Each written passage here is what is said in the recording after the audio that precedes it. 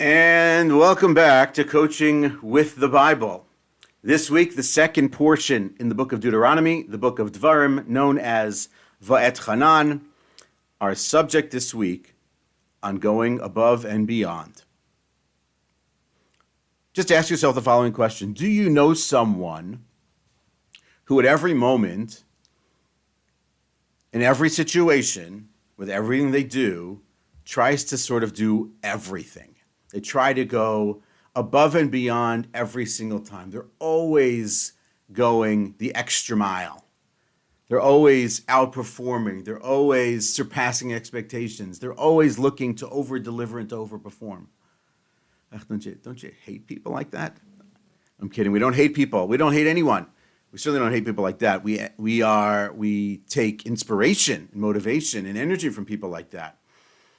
Because a person who is sort of trying to live a life that is above and beyond is trying to live a life beyond 100%, which is a very sort of powerful approach to live. Now, it's hard to do, and it does ultimately mean that a person perhaps is putting too much pressure on themselves in every situation, or the belief that in every moment that that's possible. But a person who is sort of seeking that line is a person that perhaps we want to emulate, a person we want to learn from, person we want to seek out to sort of see how it is that they do that or why it is that they do that. Because that kind of a mindset, that kind of an approach is very, very powerful. And it is, in many cases, a place where people want to be. If it's business and they know a person is always going to treat them above and beyond and is going to always exceed expectations, so that might be a person we want to work with. That might be a person we want to have as a vendor of ours, someone who is always going that way. They're doing more than we're paying for. It's an amazing sort of approach. And it's actually something that in interviews, often people get asked. Tell me about a time when you went above and beyond in your prior employment, is a question people get asked. It's an interesting question. It's not, I don't care about the job itself. I'm sure you did the job, but I want to know how you go beyond the job. What do you do beyond the work? Why and when and how did you go above the work and you went the extra mile and surpassed expectations with a client, with a customer, with a patient? Because those are the people we want to hire. Those are the people we want around us. And so it gets asked in these interviews, for better or for worse. It's not the point here, but it is an opportunity for a person to shine and to share a good story, but it's also to really be specific about something that they did that really shows off their skill set or their work ethic or their mindset about the people that they're working with. And that's something very, very powerful, something to really think about. And it's something that's brought up in the in religious literature. A work that we've mentioned a number of times, the Netivot Shalom, says that at the heart and the root of the religious person's experience in their service of their faith, at the peak point, is the person who is trying to always go above and beyond. It's a person who's always looking, and we'll get into this in just a moment with respect to the verse in this week's reading as to why we're talking about this, but a person is always looking about to do the right and the good, or go beyond the right and the good, is really what we're thinking about and what we're talking about. So this is like an ethic that we want to approach, and it's an ethic we want to really consider. And so when we think about it with respect to life, so famously, Wayne Dyer, who's somebody I mentioned way back at the beginning of Coaching with the Bible, and I'll mention him again here, that the notion of going the extra mile is actually not the norm, which is why it's called the extra mile. And so he has a quote, which I think is a great quote. It says, "It's never crowded along the extra mile." If it was crowded along the extra mile, it would be a place where many people are, and then it would be just another mile. At that point and at that space, as Zig Ziglar says, there are no traffic jams when you get to the extra mile. When you're in the space, what we may call rarefied space, but in a place where most people don't exist, so there's more air to breathe, there's less congestion, there's less noise, and there's less traffic. Because going the extra mile is an entire shift in the mind. It's an entire change in the way we think. It's an entire approach, a call to action that most people do not ascribe to. And so it's interesting to think about, and it's interesting to wonder about. Am I a person in my own work, in my own life, that I shoot for above the line? Do I go for the extra mile? Do I go above and beyond for my people, for my friends, for my family, for myself, for my team? Or do I not? And so ultimately I underdeliver and I underperform to some degree. I just deliver and I perform, but then there's always that person around me that I'm looking at, who's on my team, who's in my company, who's in my neighborhood, who's my neighbor, who's my relative, who over-delivers and over-delivers and over-delivers and always is going beyond, beyond, beyond. And sometimes that's frustrating and annoying for reasons I'll mention in just a moment. And sometimes it's inspiring. The reason it might be viewed as annoying is because we want to be there. We want to think that way. We want to get to that space, and we don't. And so we minimize and we reduce what it is we're trying to do, or we shoot for, taking the short angle on something, or we'll cut a corner rather than sort of going beyond, beyond, beyond. And so it's something that we want to emulate. It's something that we may even be envious of or even jealous of in other people, and therefore we have that annoyed feeling about them. But the reality of it is that something that we actually want, we're just not there. And so because we are not in that space, we don't appreciate the people who are in that space or operating in that space all of the time. And so I want to sort of dive into it on the Bible side for just a couple of moments, because it does come up in this week's reading. The Bible tells us, after going through a lot of other very famous pieces of writing, including a repetition of the Ten Commandments in this week's reading, the Bible tells us that you should do that which is right and good in the eyes of God. And so Rashi, the famous commentary, comments right there on the spot. What does it mean that you should do that which is right and that which is good in the eyes of God? Rashi comments, quoting, that means you should go beyond the line of the law. Meaning that almost to some degree built into the system is a notion, an idea that you have to go above and beyond the system, and that your behavior shouldn't just sort of follow the line of the law, but one should seek out opportunities. One should consider opportunities where they can go above the letter of the law. Famously, in a wonderful article by Rabbi Aharon Lichtenstein, which is entitled, "Does Jewish Tradition Recognize an Ethic Independent of Halacha?" Meaning, is there a space for ethics beyond Jewish law? Is that even possible? Is there space for such a thing? Or does the Jewish law sort of hold itself as self-sufficient and self-containing and have everything within it? It's really a unbelievable article, very, very powerful. He goes into this whole idea. What does that mean, that there's this idea of going above the letter of the law? Are you required to do that? Is that expected of a person? Can you require someone to go beyond what's required of them? How does that exactly work? And then if you do, what exactly is that? And so in there, he begins to develop and explain and expound on sort of both sides of that equation and that question in a very deep philosophical way. But therein he quotes famously from Rabbi Moses ben Nachman, known as Nachmanides or Ramban to most, on this specific subject. And what Ramban says is the following. It's that there are situations where the Bible doesn't get specific about the requirement. After listing off a set of requirements in a very specific manner, you shouldn't go around speaking negatively about people.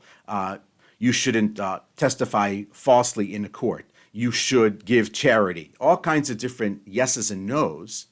The Bible then gets a little bit more general, because basically, as other commentaries then explain, the Bible is providing, or God is providing, space to the person to act in certain moments above the line, or in their situation, their circumstances, in their world, perhaps slightly differently than might have been the case in another period of time.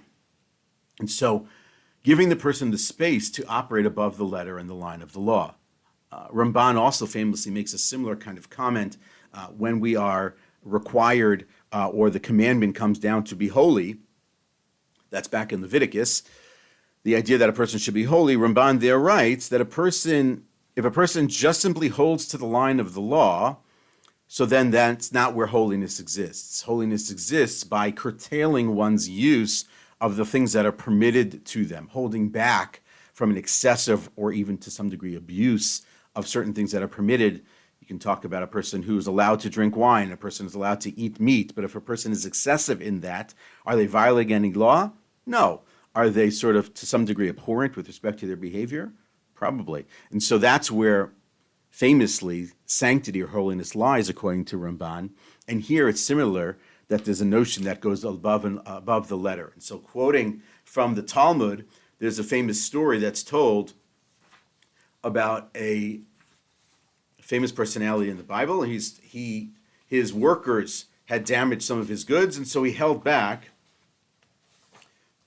Rabbah held back on their clothing. He held their clothing as some sort of a collateral for the damage that they had caused. And the Talmud then tells us that the people came to Rav, and they told him the circumstance, the situation. Rav turned to Rabbah and he told him, give them the clothing back. And Rabbah asked him, is this the rule? And he said, yes, it is. And then he told them, after return the clothing, that they're poor and that they've labored all day and they have nothing, that you should pay them. And he said, is this the rule? Is this the deen? Is this the law? And he said, yes, it is, because you have to keep the path of the righteous. The path of the righteous is undefined. It's nondescript, meaning that in his case, he had to go above and beyond. He had to do more. He had to go further. And so it's something that is incumbent upon us to sort of appreciate and understand, is the notion that we have to operate above the letter of the law. Again, is it required in a certain sense? That's a discussion that is a disagreement if it's required. Is it perhaps on some degree, if it's not required, aspirational? Absolutely. Is it perhaps as Rabbi Asher Weiss says very often, that it's the Ratzon HaTorah, it is sort of the will of the Torah, it's the will of the Bible, that we should behave in a certain manner, that people should go above, that the righteous, the people who are desiring to move into a space of holiness and sanctity, that they should operate in a certain manner that's above. Yes, that's exactly that idea. Rabbi Shalom Rasner, in his work, Shalom Rav, has a piece on this specific verse in this week's portion, and he quotes from a number of sources that call this idea of going above the letter of the law the fifth book of what's called the Shulchan Aruch, the book of Jewish law. So there are 4 books. It's written as 4 books, but the idea of going above the letter of the law, of going beyond, of doing more, is the 5th book. It's sort of the unwritten book, if you want to call it anything. But that's what we're talking about, going that extra mile in our religious practice, going that extra mile with respect to our relationship with God, but also going the extra mile with respect to our relationship with other people and the people around us, and sort of going in there. And the reason that one would want to do that from a work standpoint, as I mentioned before, certainly is because that's how you gain reputation. That is how you, for yourself, create a sense of feeling good about the work that you're doing by going beyond. Hopefully it energizes you and doesn't deplete you, because sometimes that can deplete you. And hopefully it gives you more energy to go and do more, motivates and inspires you to do more. But minimally, at least, it should give you that feel-good factor.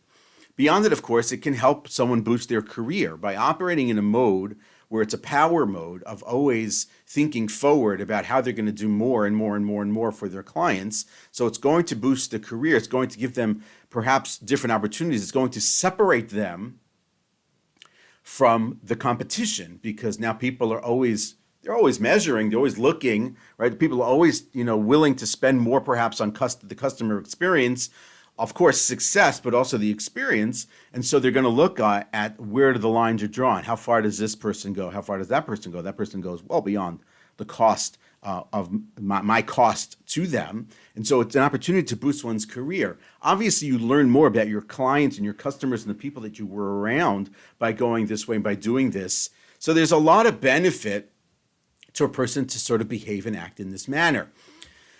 Of course, how does one go about it? So that sort of relates to a lot of what we talked about before. It is a mindset. It is an intentionality. It is a focus. It has to become a basic fundamental value of your being to operate this way, minimally in your place of work, but hopefully in other places as well, in your personal life, with your family members, with your children, with your spouse, with your friends. Who do people want to be friends with? Who do people want to be around? Who do you want to spend their time with? They want to spend it with people who obviously are good people. But it's also comforting to know that the person is going to go out of their way for me. The person is going to go, always goes beyond for me. He's always there. He or she is always there for me. They're always willing to do more for me. And then to then go and actually do that, right? To sort of perform in that way, to almost to some degree, read their minds in those spaces, in those times. That's, in a work environment, that's always great when you can call up a client or a customer and sort of know what they're thinking, even if they haven't called you and spoken to you, feeling like you're in their phone, you hear what they're talking about or what they're writing about and what they're worried about. That's a very powerful level of going above and beyond. But it's also true in our homes, with our families, with our spouses, the idea that we have to operate on some level, again, not coerced, but on some level of our own volition above the letter of the law. And that we have to go beyond for the people that we care about. That is some way how we show that we care, that we love people, that they're important to us, is by going and doing more for them. It's getting them that cup of coffee when they didn't ask for it, but they really needed it, right? It's by, famously or like anecdotally or something that you always hear, putting the slippers by the door. That breakfast in bed on that one occasion when the person, wants to sleep late, taking care of all of the errands that need to get taken care of in one's home in advance. That is going above the letter of the law. I know in a context of work, I can give you a great example. I have a friend, I can mention these things, it's a lot of situations like this, my rabbinic friends, because I think a lot of them are super inspiring to me. But one rabbinic friend is really paying attention to what's going on in a synagogue, which shouldn't be surprising, but that's his job. But he's really, really good at it. And what I mean by that, he's really, really good at it. He notices when people are missing, as an example. And so there was a person who had come to synagogue every day for many, many years, and then suddenly the person was missing. They just weren't there. And so he went above and he went over to the person's house to see how they were doing. I don't think anyone expects that. But when that's delivered, that's over-delivering. Now, one can assume that, well, that's my responsibility, that's my job, I haven't seen that person in a while, I should reach out. And hopefully we think that way, but some of us don't. But that is part of how we over-deliver. That is how we go about it. It has to be, not an obsession, but it has to be the mindset about which we go about our being. It has to be, how do we think about these things? The idea that when we go into certain circumstances, as the Netivot Shalom writes, that when we're going into different moments, we should be thinking, not just simply what does God want from us, because that's the religious context of it, but in the general context of it is, what's the right and the good here? What's the 10x version of this circumstance? What is above and beyond, or be the extra mile in this circumstance? And to some degree, that's how we learn how to do it, is by spending the time, taking the time, but also building up a list of different things that could be considered above the letter. People love certain things that you do. And so that's how we sort of go about it. The reality of it is, as Gary Ryan Blair, who is the president of the Goals Guy, who really talks a lot about over-delivering and going the extra mile, is that a person who's committed to the extra mile means never having to apologize for a subpar performance. Going the extra mile is about, really, it's about love. It's a passionate obsession with excellence. It's the result of good intention, uncompromising standards, sincere effort, intelligent design, attention to detail, and skillful execution. It's a quote of his. He has a ton of these amazing quotes on this particular subject. And that's what the Bible wants from us. That's what God wants from us. That's what people expect from us to some degree. That's what people want from us. That's what they want in their personal experiences. If it's a vendor-client relationship, that's what people want from us in their own lives. They don't simply want blah. They They don't just simply want or expect just to follow the line. People want more. And we should want to deliver more. We should want to exceed their expectations. We should always try to strive to some degree, figure out, how do I go beyond? What can I do more to really be that person for other people in our lives? That's Coaching with the Bible for this week. Look forward to seeing you next week.